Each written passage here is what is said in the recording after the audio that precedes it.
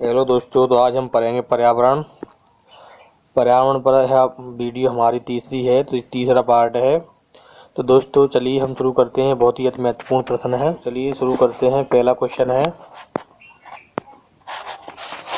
जीवों के पारिस्थितिकी कारकों का योग पर्यावरण है, यह कथन किसने कहा? तो किसने कहा? ए फिशिंग ने, चार्ल्स डार्विन ने, लेमार्क ने, उपरोक्त में से कोई नहीं। तो किसने कहा दोस्तों? पहला ऑप्शन राइट है, ए फिशिंग ने कहा था। अगला क्वेश्चन है,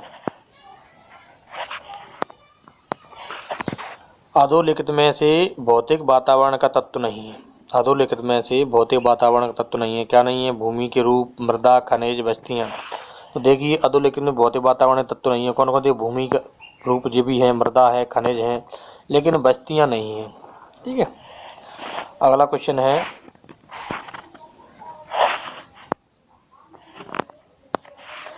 सतत व स्थायी विकास किस प्रकार की अवधारणा से संबंधित है? सतत व स्थायी विकास किस प्रकार की अवधारणा से संबंधित है? नियतवादी अवधारणा, संभववादी अवधारणा, नवनियतवादी अवधारणा, उपरोक्त सभी। दोस्तों इसमें कौन सा सतत एवं विकास किस प्रकार की अवधारणा से संबंधित है? तो जो हो जाएगा सी ऑप्शन हो जाएगा इसका, नवनियतिवादी अवधारणा। अगला क्वेश्चन है,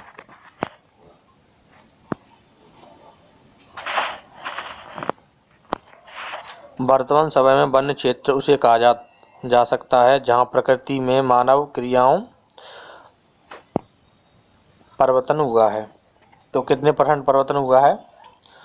वर्तमान समय में वन्य क्षेत्र उस क्षेत्र को कहा जाता है जहां प्रकृति में मानव क्रियाओं में परिवर्तन हुआ है। 50% से कम, 50% से अधिक, 75% से कम, 100% से कम। तो इसका ऑप्शन हो जाएगा ये 50% से कम। ठीक है। अगला क्वेश्चन है,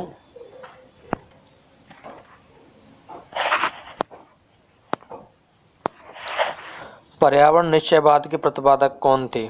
पर्यावरण निश्चयवादी प्रतिपादक कौन थे? तो कार्ल रटर थे। पहला ही ऑप्शन राइट है इसमें। अगला क्वेश्चन है,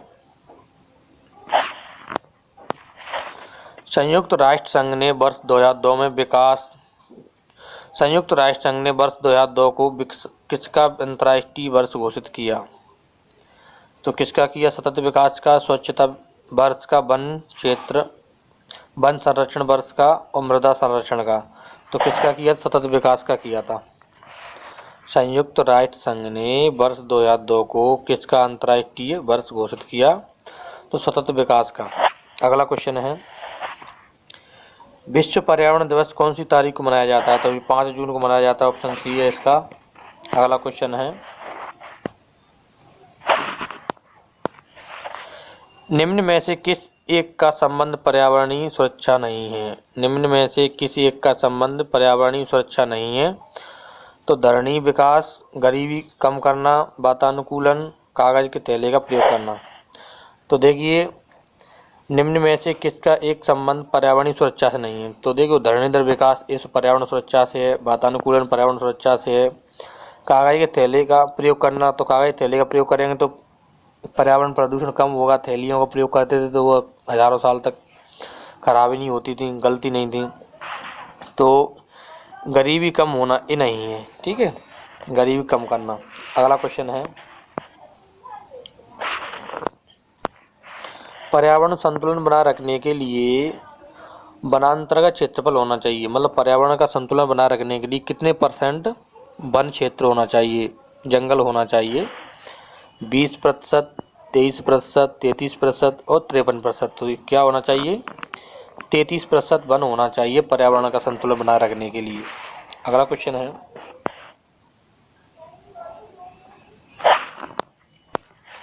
पेड़ पौधे प्रदूषण को घटाते हैं क्योंकि वे अवशोषित करते हैं। तो पेड़ पौधे प्रदूषण को किस प्रकार घटाते हैं और वे अवशोषित क्या करते हैं? तो देखिए पेड़ पौधे कार्बन डाइऑक्साइड को तो ग्रहण करते हैं और कार्बन और ऑक्सीजन उसके बदले हमारे लिए छोड़ते हैं। ठीक है, ऑक्सीजन छोड़ते हैं, कार्बन डाइऑक्साइड ग्रहण करते हैं। तो इसका बी ऑप्शन राइट हो जाएगा। अगला क्वेश्चन है, किसी क्षेत्र में पेड़ों के उगने के लिए अपेक्षित न्यूनतम तापमान है 10 डिग्री, कितना होना चाहिए? 10 degree Celsius, 15 degree Celsius, 4 degree Celsius और 20 डिग्री सेल्सियस। तो कितना होना चाहिए? 4 डिग्री सेल्सियस होना चाहिए। अगला क्वेश्चन है,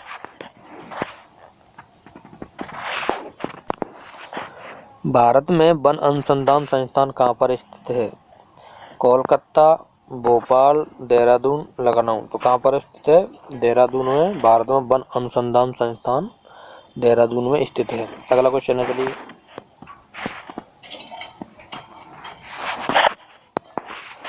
भारत में अधिकतम वनाच्छादन क्षेत्र कौन सा है?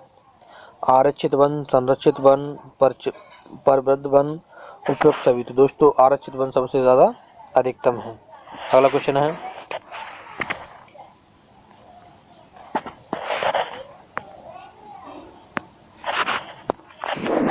निम्न में से किसको हरा सोना कहते हैं? कृषि, वन, कॉफी, उपयुक्त सभी। तो वन को क्या कहते हैं दोस्तों? हरा सोना कहते हैं। यह इसका ऑप्शन राइट है, बी। हरा सोना किसको कहा जाता है? तो वन को हरा सोना कहा जाता है। अगला क्वेश्चन है, भारत में अधिकतम वन संपदा का मालिक कौन है? भारत में अधिकतम वन संपदा का मालिक कौन है? निगमित निकाय, गैर सरकारी व्यक्ति, राज्य, उपयुक्त सभी। तो इसका ऑप्शन हो जाएगा सी, राज्य सरकार। ठीक है।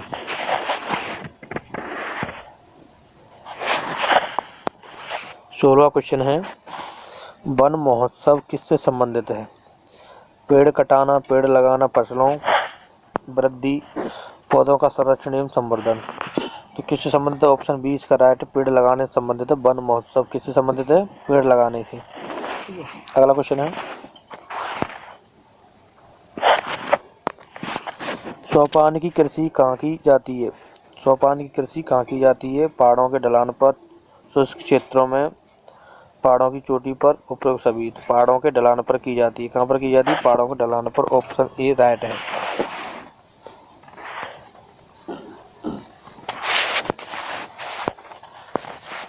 18वां क्वेश्चन है, प्राकृतिक संसाधन का उदाहरण नहीं है। प्राकृतिक संसाधन का उदाहरण नहीं। प्राकृतिक संसाधन का उदाहरण क्या क्या नहीं है? देखिए, जल प्राकृतिक संसाधन है, ऊर्जा प्राकृतिक संसाधन है, भूमि प्राकृतिक संसाधन है, इमारतें प्राकृतिक संसाधन नहीं है, ये कृत्रिम है। ये मानव द्वारा बनाई गई चीज रहती है, वो कृत्रिम रहती हैं, और जो प्रकृति की देन रहती है उसको प्राकृतिक कहते हैं। तो इसका डी ऑप्शन राइट है। प्राकृतिक संसाधन का उदाहरण नहीं है। क्या नहीं है? इमारत। अगला क्वेश्चन करिए,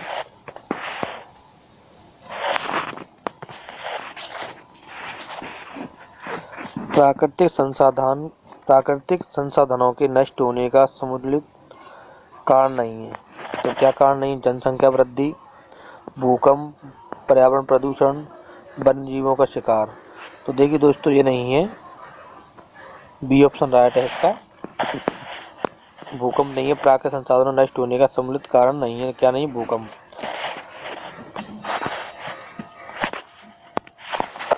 बीसवां क्वेश्चन है, पर्यावरण की मूलभूत संकल्पना नहीं है। पर्यावरण की मूलभूत संकल्पना नहीं है। क्या नहीं है? अनुकूलन, जनसंख्या वृद्धि, परिवर्तनशीलता, पार्थिव एकता। तो क्या नहीं है? जनसंख्या वृद्धि पर्यावरण की मूलभूत संकल्पना नहीं है। अगला क्वेश्चन है, तथ्यात्मक पर्यावरण में निम्नलिखित में से क्या शामिल है? तथ्यात्मक पर्यावरण में निम्नलिखित में से क्या शामिल है? तो क्या शामिल है? उच्चावच, जल प्रवाह, भूमि संरक्षण, उपयुक्त सभी। तो इसका उपयुक्त सभी आंसर है। अगला क्वेश्चन है, पर्यावरण को ऊर्जा प्राप्त होती है कोयले से। ऑप्शन ए कोयला, पेट्रोलियम से, आणविक शक्ति से, सूर्य से। तो पर्यावरण को जो ऊर्जा प्राप्त होती है वो सूर्य से होती है। ऑप्शन डी इसका राइट है। अगला क्वेश्चन है, नगरों में पर्यावरण असंतुलित होता है। नगरों में पर्यावरण असंतुलन होता है। तो कैसे असंतुलन होता है? मल निकासी से, आवासीय समस्या से, जलाऊ लकड़ी से, उपयुक्त सभी। इसका उपयुक्त सभी है। देखो, मल निकासी से पर्यावरण का असंतुलन होता है, पर्यावरण में प्रदूषण फैलता है। आवासीय समस्या से रहता है, यहाँ भीड़ भाड़ एरिया ज़्यादा है तो उससे समस्या होती है पर्यावरण को। जलाऊ लकड़ी से धुआं वगैरह इस चीज़ से पर्यावरण को हानि होती है। चलिए अगला क्वेश्चन है,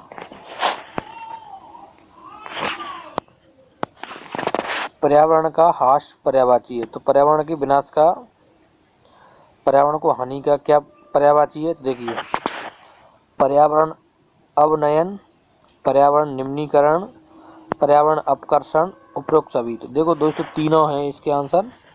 पर्यावरण अवनयन, निम्नीकरण, अपकर्षण क्या पर्यावरण के पर्यायवाची हैं, हानि के पर्यायवाची। ठीक है, अगला क्वेश्चन है,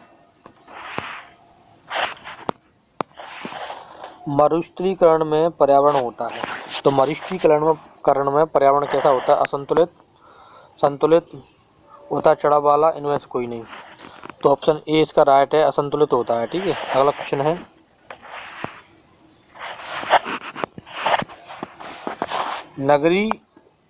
नगरीकरण का पर्यावरण पर क्या प्रभाव पड़ता है? नगरीकरण का पर्यावरण पर क्या प्रभाव पड़ता है? जल प्रदूषण बढ़ता है, वायु प्रदूषण बढ़ता है, ध्वनि प्रदूषण बढ़ता है, उपरोक्त सभी। तो नगरीकरण का पर्यावरण पर प्रभाव क्या क्या पड़ेगा? जल प्रदूषण पर पड़ेगा, जल का दुरुपयोग होगा, वायु प्रदूषण बढ़ेगा, ध्वनि प्रदूषण बढ़ता है, उपरोक्त सभी। तो इसका बी ऑप्शन राइट है ना, उपरोक्त सभी। अगला क्वेश्चन है, पर्यावरण किससे बनता है? पर्यावरण किससे बनता है? जीवी घटक से, भू-आकृति घटक से, अजैविक घटकों से, उपरोक्त सभी से। तो पर्यावरण कैसे बनेगा? देखो, जीवी घटकों से बनेगा पर्यावरण, भू-आकृति घटकों से बनेगा और जैविक घटकों से, उपरोक्त सभी इसका राइट आंसर है। अगला क्वेश्चन चलिए, पर्यावरण का प्रत्येक भाग कहलाता है? वायुमंडलीय कारक, परिस्थितिकी कारण, उत्तरिकी कारण।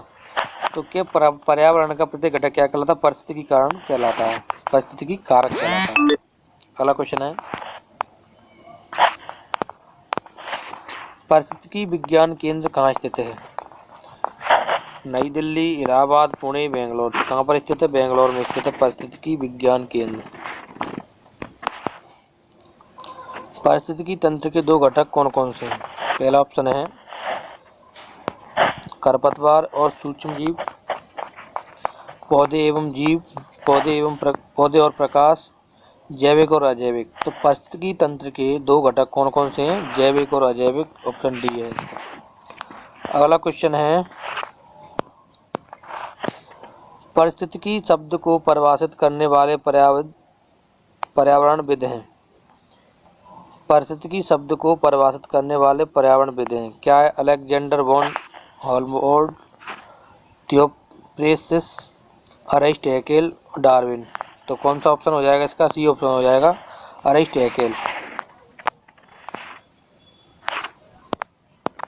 32वां क्वेश्चन है, डार्विन का उद्भवकाश का सिद्धांत आधारित है उपयोग और अनुपयोग पर, उत्परिवर्तन का, प्राकृतिक वर्ण, उपरोक्त सभी। तो इसका ऑप्शन हो जाएगा बी, उत्परिवर्तन का है। डार्विन का उद्भवकाश का सिद्धांत आधारित है। विज्ञान की किस शाखा के अंतर्गत पर्यावरण एवं विभिन्न जीवों के अंतर संबंध अध्ययन किया जाता है? विज्ञान की किस शाखा के अंतर्गत पर्यावरण एवं विभिन्न जीवों के अंतर संबंध का अध्ययन किया जाता है? पर्यावरण, पारिस्थितिकी तंत्र और प्राकृतिक इतिहास। तो किसके अंतर्गत किया जाता है? पारिस्थितिकी के अंतर्गत किया जाता है, ऑप्शन बी राइट है। अगला क्वेश्चन चलिए, पारिस्थितिकी विज्ञान में किसका अध्ययन होता है? धरती, वातावरण, अंतरिक्ष, आकाश। तो पारिस्थितिकी में जो अध्ययन होता है वो वातावरण का होता है, ऑप्शन बी राइट है। 35वां क्वेश्चन है, विश्व का वह भाग जहां मानव अधिवास स्थायी है कहलाता है? विश्व का वह भाग जहां मानव अधिवास स्थायी है कहलाता है, क्या कहलाता है? पारिस्थितिकी तंत्र, एक्यूमेन, अधिवास क्षेत्र, उपरोक्त सभी। तो इसका क्या हो जाएगा? बी ऑप्शन राइट हो जाएगा, एक्यूमेन कहलाता है। ठीक है, पर्यावरण प्रतिफल है, कहेगा जैविक तत्व का, भौतिक तत्व का, अजैविक तत्व का, उपरोक्त सभी। तो कहेगा हो जाएगा उपरोक्त सभी का है पर्यावरण प्रतिफल, कहेगा जैविक तत्व का, भौतिक तत्व का और अजैविक तत्व का, उपरोक्त सभी हैं। ठीक है, अगला क्वेश्चन है, सर्वप्रथम पारिस्थितिकी स्तूप की परिकल्पना प्रस्तुत की? सर्वप्रथम पारिस्थितिकी स्तूप की परिकल्पना प्रस्तुत की किसने की? चार्ल्स एल्टन ने, ऑडम ने, डार्विन ने, टॉमसेल ने। तो किसने की? चार्ल्स एल्टन ने की। सर्वप्रथम पारिस्थितिकी स्तूप की स्थापना किसने की? चार्ल्स एल्टन ने। निम्न में से कौन सा एक पारिस्थितिकी संतुलन बना रखने में मदद नहीं करता? निम्न में से कौन सा एक पारिस्थितिकी संतुलन बनाए रखने में मदद नहीं करता? वनों का काटना, वन रोपण से, वर्षा जल प्रबंधन से, जैव मंडल भंडार से। तो वनों का काटने से संबंधित है, ठीक है। पारिस्थितिकी संतुलन बनाए रखने में मदद नहीं करता क्या? वनों का काटना, ठीक है। और कौन कौन पारिस्थितिकी संतुलन बनाए रखने में मदद करते हैं? वन रोपण, वनों को रोपने से, वर्षा जल प्रबंधन, वर्षा का जल मतलब प्रबंधन मतलब कहीं इकट्ठा करना, तालाब बनाना, जैव मंडल भंडार, ठीक है। ये सब क्या है? पारिस्थितिकी संतुलन बनाए रखने में मदद करते हैं। चलिए अगला क्वेश्चन है, भारत में पारिस्थितिकी असंतुलन का निम्नलिखित में से कौन सा एक प्रमुख कारण है? वनोन्मूलन, मरुस्थलीकरण, बाढ़ एवं अकाल, वर्षा की परिवर्तन। तो क्या हो जाएगा इसका? पहला ऑप्शन हो जाएगा वनोन्मूलन, ठीक है। भारत में पारिस्थितिकी असंतुलन का निम्नलिखित में से कौन सा कारण है? वनों का उन्मूलन, वनों का मतलब खनन, मतलब वनों को काटना, ठीक है। 40वां क्वेश्चन है, परतंत्र में ऊर्जा का पिरामिड होता है। परतंत्र में ऊर्जा का पिरामिड क्या होता है? उल्टा, सीधा, पहले उल्टा बाद में सीधा, किसी प्रकार का नहीं, तो सीधा होता है, ठीक है। ऑप्शन बी राइट है। अगला क्वेश्चन है, पारिस्थितिकी जीवों तथा उनके पर्यावरण के मध्य का अंतर संबंध है, कैसा है? यह किस भारतीय विद्वान का है? तो किसका है? यह पी.डी. शर्मा का है, ठीक है। पारिस्थितिकी जीव तथा उनके पर्यावरण के मध्य का अंतर संबंध है, किस भारतीय विद्वान का है? पी.डी. शर्मा का है। अगला क्वेश्चन है,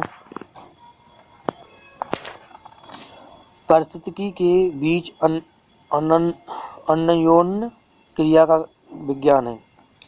पारिस्थितिकी के बीच अन्योन्य क्रिया का विज्ञान है। व्यक्तिगत, जनसंख्या, समुदाय, सभी। तो सभी है। पारिस्थितिकी के बीच क्या है? किस क्रिया संबंध है? तो व्यक्तिगत, जनसंख्या, समुदाय, उपरोक्त सभी है। अगला क्वेश्चन है,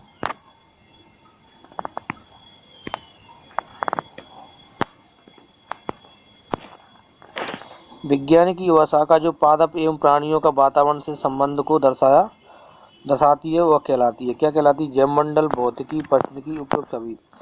तो क्या कहलाता है? विज्ञान की वह शाखा जो पादप और प्राणियों का वातावरण से संबंध को दर्शाती है, तो पारिस्थितिकी कहलाती है, ठीक है। विज्ञान की वह शाखा जो पादप और प्राणियों का वातावरण से संबंध को दर्शाती है, क्या कहलाती है? पारिस्थितिकी। पारिस्थितिकी पिरामिड सामान्यतः कितने प्रकार के होते हैं? पारिस्थितिकी पिरामिड सामान्यतः कितने प्रकार के होते हैं? 2, 3, 4, 5। तो 3 प्रकार के होते हैं, ठीक है। पृथ्वी की आकृति से संबंधित पारिस्थितिकी कारकों को कहते हैं, क्या कहते हैं? जलवायवीय, जैविक, स्थलाकृति, मृदीय। तो पृथ्वी की आकृति संबंधित पारिस्थितिकी कारकों क्या कहते हैं? मृदीय कहते हैं, ठीक है। डी ऑप्शन राइट है। सबसे स्थायी पारिस्थितिकी तंत्र है, सबसे स्थायी पारिस्थितिकी तंत्र है, क्या है? जंगल, घास के मैदान, मरुस्थल, समुद्र। तो सबसे स्थायी पारिस्थितिकी तंत्र क्या है? समुद्र है।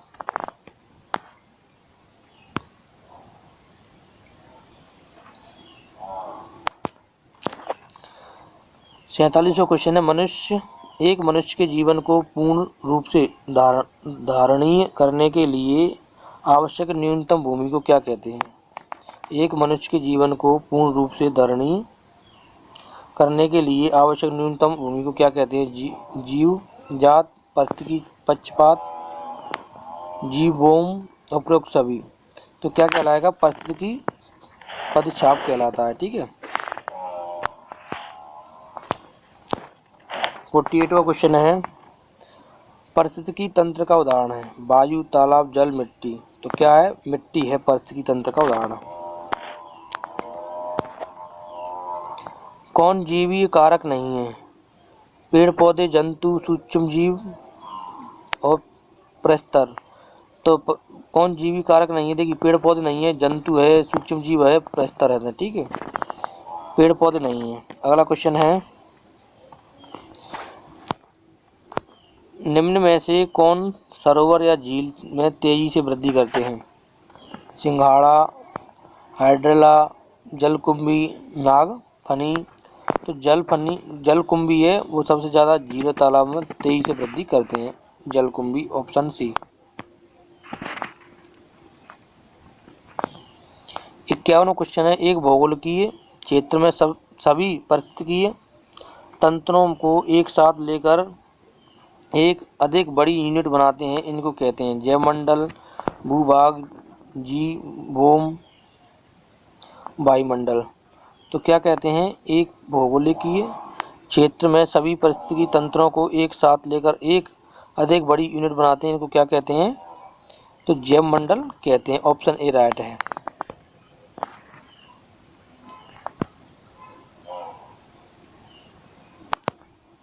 बावनवां क्वेश्चन है, प्रकाश संश्लेषण के दौरान प्रकाश सुग्राही कारक के रूप में निम्न में से कौन कारण करता है?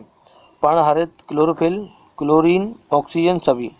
तो पर्णहरण क्लोरोफिल करता है प्रकाश संश्लेषण के दौरान प्रकाश सुग्राही कारक के रूप में निम्न में से कौन करता है? पर्णहरित करता है। ठीक है, क्लोरोफिल, इसको क्लोरोफिल भी बोलते हैं। 53वां क्वेश्चन है, निम्न में से कौन सा एक सरित पारिस्थितिकी तंत्र का उदाहरण नहीं है? निम्न में से कौन सा एक सरित लौटिक पारिस्थितिकी तंत्र का उदाहरण नहीं है? तालाब, मुहाना, नदी, लेगून। तो क्या तालाब नहीं है? ठीक है, अगला क्वेश्चन है, निम्न में से कौन सा पारिस्थितिकी तंत्र में एक दिशीय प्रवाह दर्शाता है? निम्न में से कौन सा पारिस्थितिकी तंत्र को एक दिशीय प्रवाह दर्शाता है? प्रकाश, ऊर्जा, जल, जैव मात्रा। तो ऊर्जा दर्शाता है, पारिस्थितिकी तंत्र को एक दिशीय प्रवाह दर्शाता है। ठीक है, ऊर्जा।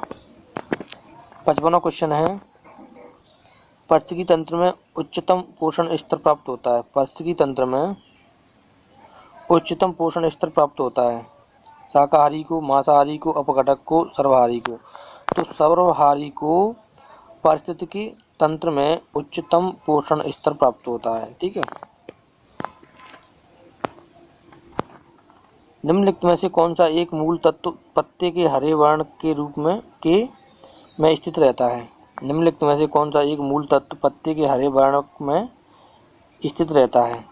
मैग्नीशियम, फॉस्फोरस, लोहा, उपरोक्त सभी। तो क्या रहता है? फॉस्फोरस रहता है, ऑप्शन बी राइट है। 57वां क्वेश्चन है, निम्नलिखित में से कौन सबसे अधिक स्थिर परतंत्र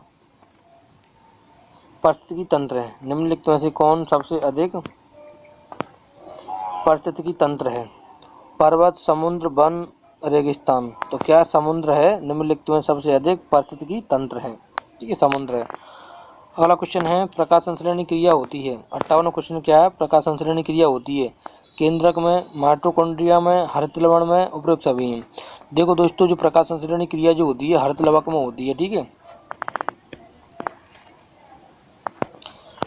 59वां क्वेश्चन है, प्राकृतिक तंत्र का विकास कहलाता है? प्राकृतिक तंत्र का विकास कहलाता है, क्या कहलाता है? तंत्र का कार्य, तंत्र का उपविकास, तंत्र की स्वसंतुलित, उपरोक्त सभी। तो इसका ऑप्शन हो जाएगा सी, तंत्र की स्वसंतुलित। ठीक है, प्राकृतिक तंत्र का विकास कहलाता है, क्या कहलाता? तंत्र की स्वसंतुलित।